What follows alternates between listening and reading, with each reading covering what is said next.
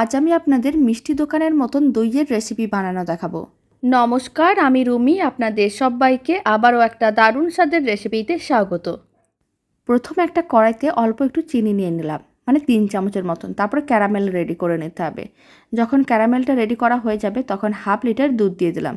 দুধটা খুব ভালো করে মিশিয়ে নিতে হবে। এখন 50 গ্রাম চিনি দিয়ে দিলাম, আর দিয়ে দিচ্ছি 100 গ্রাম গুঁড়ো দুধ।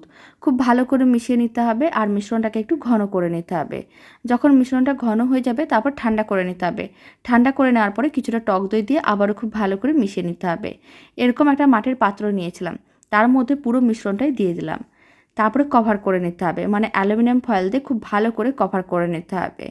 আর কড়াইতে জল গরম করে নিয়েছিলাম, একটা স্ট্যান্ড রেখে দিলাম আর পাত্রটাকে রেখে দিতে হবে। ঢাকনা বন্ধ করে 10 মিনিট রান্না করে নিতে হবে। তারপর কিছুক্ষণ এইভাবে রেখে 1 ঘন্টার মতন ফ্রিজে রেখে ঠান্ডা করে নিয়েছিলাম। দারুণ স্বাদের দইটা একেবারেই রেডি।